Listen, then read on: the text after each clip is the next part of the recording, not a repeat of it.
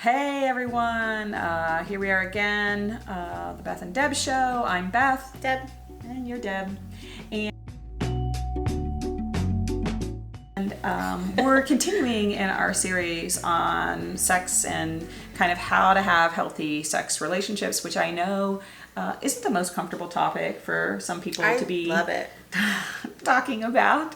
I am not going to let myself go where my brain is going right now. But so today's topic is one that I think might be up there. Might be up there with kind of a harder thing to kind of think about, because I think we all think we do this well. Yeah. And we all know what happens when we don't do this well. Mm-hmm.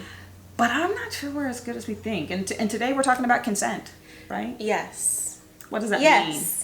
What does that even mean? You know, like, what is consent? Mm-hmm. Because I think when I've talked to folks about this in therapy, it's like, oh, well, I'm not going to rape anyone. Right. That's all we ever go to. And we don't think about consent in terms of healthy relationships. We only think about it black and white. Yes. So how do you describe consent and the importance of it? I would, and I don't think, like when I was younger, I didn't ever think about this. Sure. Because probably lots of nobody talks about it necessarily of like what's the right healthy way to do this. And consent to me is just clarity that everybody's on the same page. Yeah. And how are you supposed to know that? Right? Like I think a lot of people just assume like, oh, well, either they understand my body language or I understand their body language. Yeah. And I know when the person's into it. Yeah. And if they don't stop me, then everything's that means it's okay. Mm-hmm. Well, I know I personally have been in situations afterward where I was like, I didn't really want to do that. Yeah. And but I didn't say anything. Yeah. They didn't ask. Yep. I didn't say it. Yep. So it can be a very gray area sometimes, but it should be a little more black and white, right? It should, yeah. Yes or no. Yes or no. Can be pretty black and white. Yeah. Yeah. So I think consent basically just means, like you're saying, are we on the same page about where it is that we're going? Yeah. Because I think that's a really common thing in relationships, like, oh, what's the next step?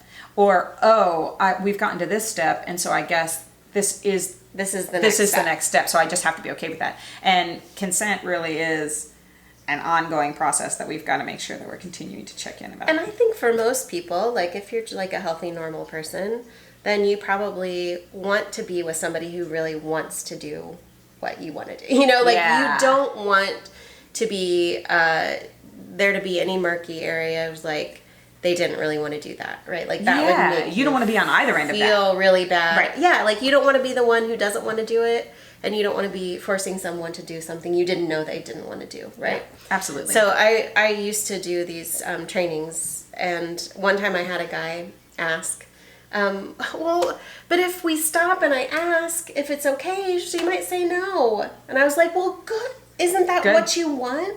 Yeah. Like you want her to be able to say no if she's not feeling comfortable. You don't want to keep going. And he was like, oh yeah, I guess. But really what I want... I know you want to do what you want to do, but you don't want to force somebody else to be in that. You don't want to violate someone else. Yeah. So that's why consent is so important on both sides, so that everybody can have a good time in the way they feel comfortable with. And no one has regrets afterwards. Yeah. On either end. Right?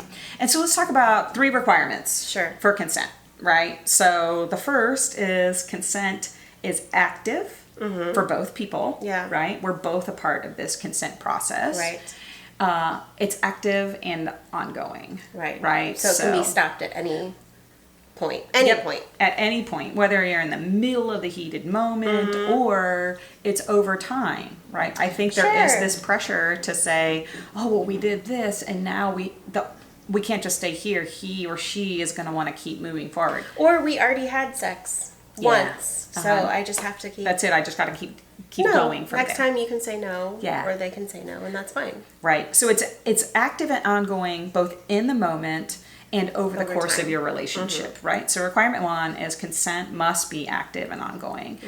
2 is anything other than a yes is a no. Right. Right? So if he or she is not actively saying yes, that's a no. Right. You have to interpret Then that you as a no. stop and you Right.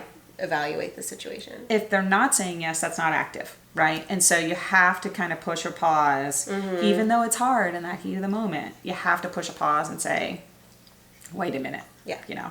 So active and ongoing, anything other than yes is no. And we both have to be level, clear-headed. Yeah, sober, you know, awake, aware of what's going on. Yeah, right. So all of those seem simple, but again, in the heat of the moment, they can be really hard. So realize that now, those 3 requirements. And I think another thing that I like to introduce is the idea of sexual coercion. Oh. So asking over and over and manipulating and prodding. You've gotten a no from someone, but you're like, oh, come on, baby, come on. I love you.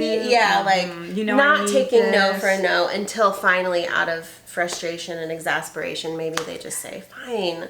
Yeah. It's like, do what, you know. Yeah. That's not a yes. That's not a real yes if you've had to manipulate your way into it. Yeah, that's a great point. And that's really wrong. That's a really wrong thing to do to someone. Yeah, because if either of you is feeling like, I have to do this, at the end of the day, you're not going to feel good about that relationship or what just happened.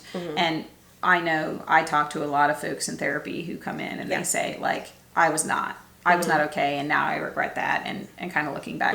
And we probably need to say the obvious, that there are very potential lifelong consequences. Absolutely. You know, whether that is having a On child both. you didn't want, Right. whether that is a sexually transmitted infection that you didn't want. I mean, I think it's realizing the obvious that if we don't develop this Consent process. our ability to do this, then there are some very real consequences that you'd rather not look back and say, if only I would have.